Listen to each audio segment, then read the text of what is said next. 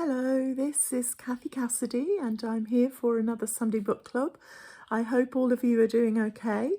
Yeah, I know that quite a lot of my school-age readers might have gone back to school in the last week, because I know the English schools have now returned for pretty much everybody, and I think that schools in Wales, Scotland, Northern Ireland are going back in staggered stages. So I hope that you're feeling okay about that you're glad to be back with your friends, and that you're adjusting to the new safety measures that we have in place.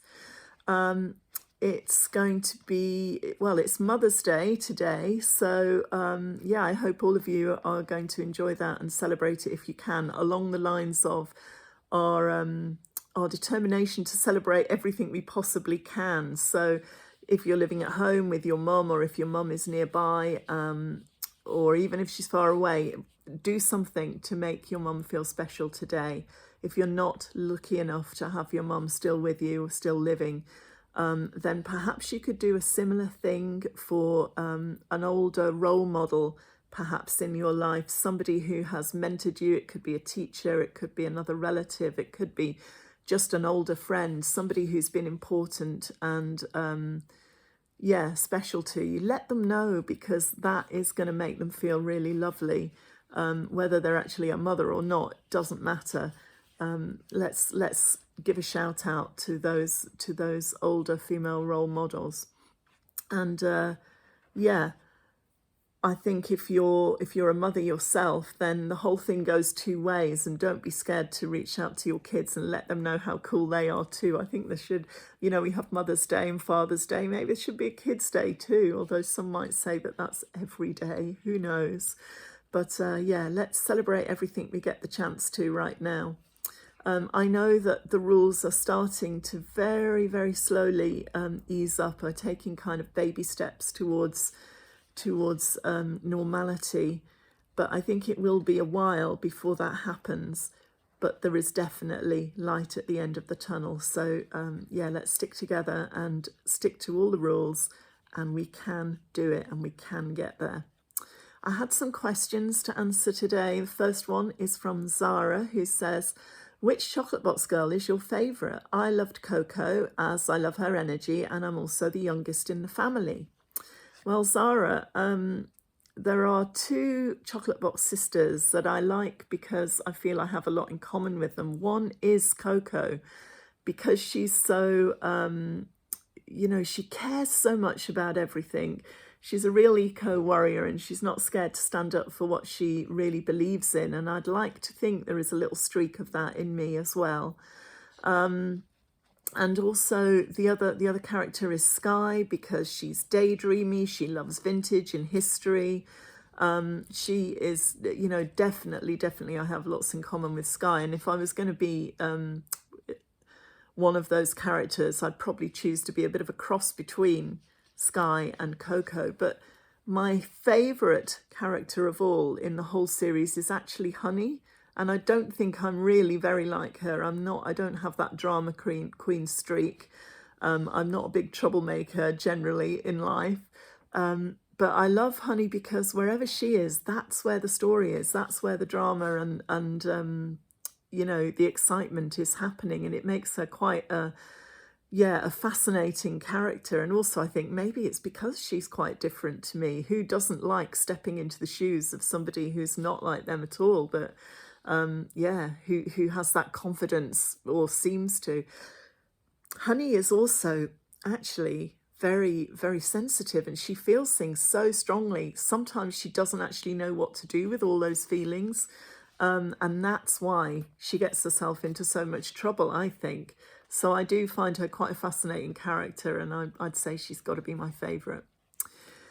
So Lily Lost had a comment as well. She says she's been so busy with revising for exams and stress for uni interviews, and hadn't watched for a couple of weeks, but then managed to catch up. And she says, my heart filled with happiness. I love Sunday Book Club because your kind personality really shows through, which is the loveliest comment and such a kind thing to say.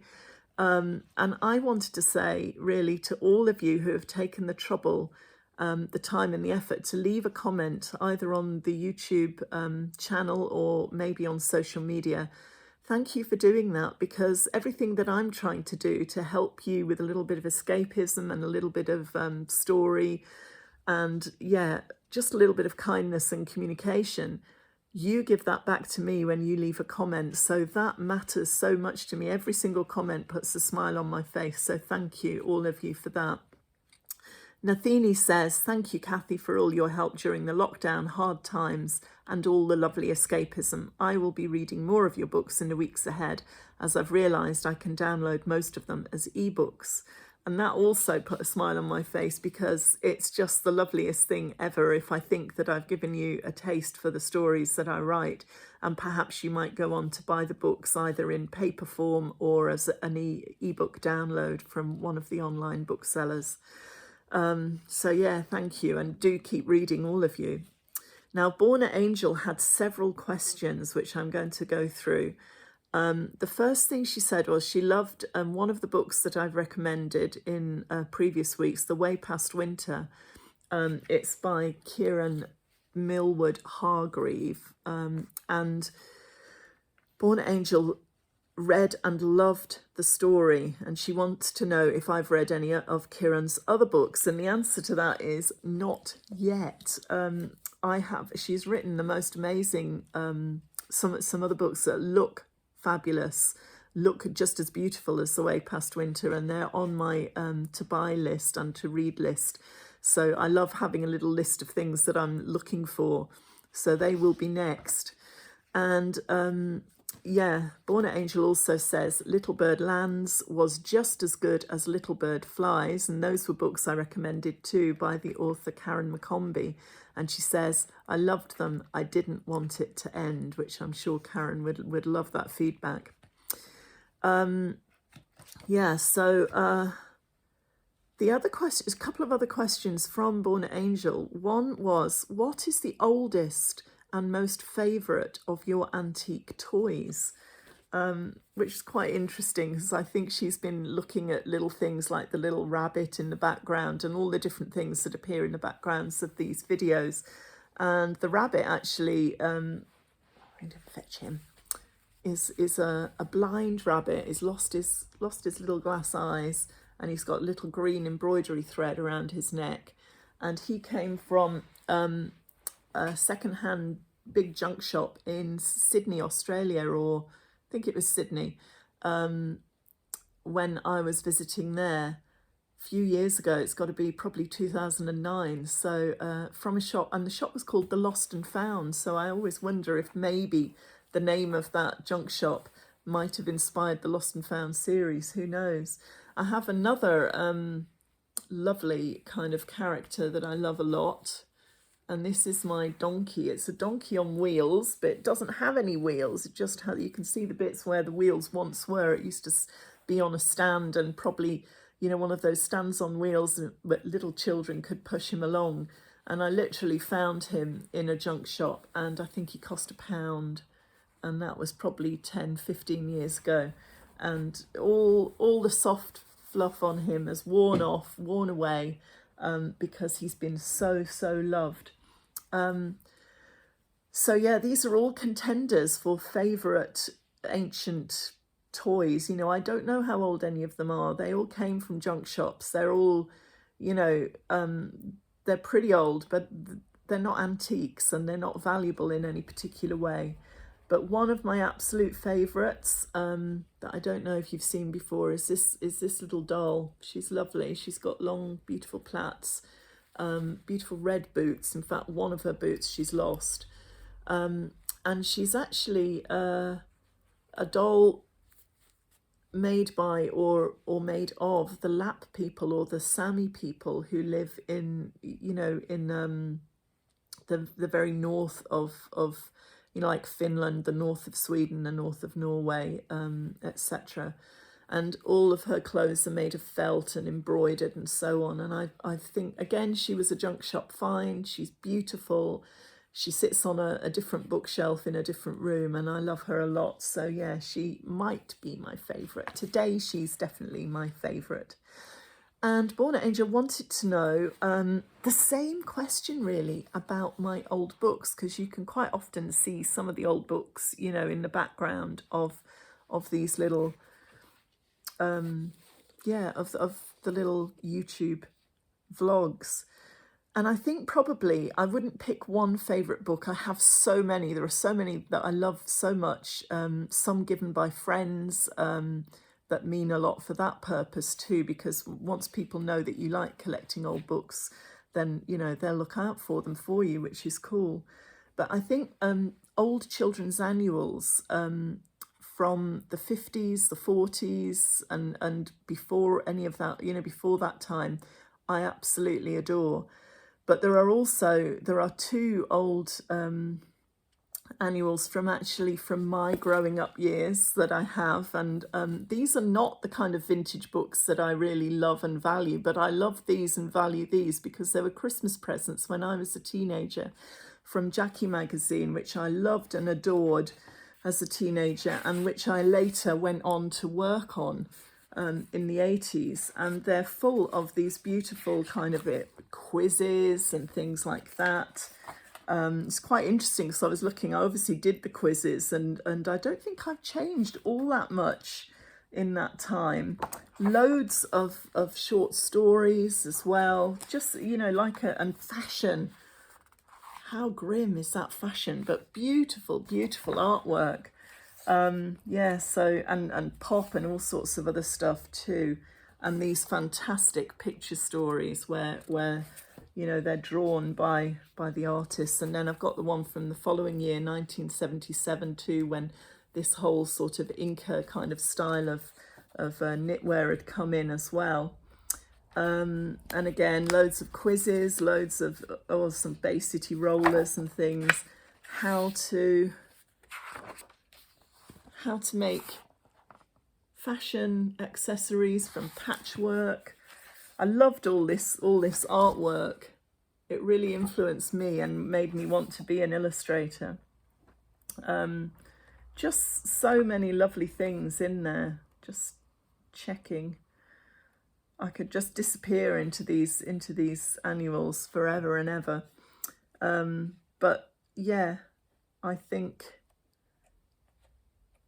these started me off with my love of annuals, and that's when I was reading annuals in the 70s. But then when I went away to become an art student to Liverpool, I started coming across things like Girls' Crystal from the 1950s in flea markets and junk markets. And these are absolutely beautiful. I love them. I could, you know, if I'm ever fed up, I'll come and look at these annuals because I love them so much. I could just vanish into them. Things like Trixie's Diary, the stories, they're just full of stories, full of fantastic stories and beautiful artwork. Let's have a look. Anything else really? Their Secret Friend at St. Clair's. They're just so cool. And I've managed over the years to actually collect pretty much a full set of Girls' Crystal annuals from the 40s, ranging to the early 60s. And some of the pictures inside are in colour as well. How cool are they? And who would not want to be that fantastic ice skater? And then, of course, there's a sister comic to that, The School Friend, and I began collecting School Friend annuals as well, and they're just as amazing, just as beautiful. Just adventures, fantastic, and the artwork I love. I'm a bit of a real fan of the 1940s and 50s, and I love the artwork, and you know, it's so beautiful, graphic, illustrative, etc. So I'm being very cheeky. I'm not choosing one book. I'm choosing whole sections of books, but I'm going to say my collection of Girls' Crystal and School Friend annuals are going to be my favourite old books. I just love them, Yeah, and if any of you have any old magazines or comics from the 50s or the 40s or the 30s, let me know. That would be cool. Now, the last thing I wanted to tell you about is a school event that I'm doing on the 17th of March. So that's Wednesday, St. Patrick's Day. And it will be the second Achievement for All event to celebrate the 200 million minutes reading challenge. And I'll be talking about the Lost and Found series and reading and answering questions. And this is a free event for schools throughout the UK. So if you are a teacher or a librarian or a student and you think your school would like to take part in this, let me know or let them know that it's actually happening, so you can tune in and ask questions. So last but not least, I'm going to sign off in a minute, but I'm going to let you know I'm going to be taking a few weeks break from Sunday Book Club. As you know, I finished writing a book for France a few weeks, well, at some point I finished editing it in February, towards the end of February. And I've had a couple of weeks off from writing, but now I need to, block out some time for writing because I'm planning a new series. I'm very excited about it. I really am looking forward to getting to work on that. And there are a ton of other things as well that are lurking in the next few weeks to keep me busy. So I will be back with Sunday Book Club a little bit before or a little bit after Easter. We'll just see how things go. But please do still continue to leave your messages and your comments if there's anything particular you want me to mention. And yeah, thank you so much again for tuning in and for listening and for contributing and being a part of this lovely little YouTube channel. You have helped my lockdown to go much more easily, and I hope that I've helped to do the same for you. Take care, and I will see you round about Easter. Stay safe until then. Bye-bye.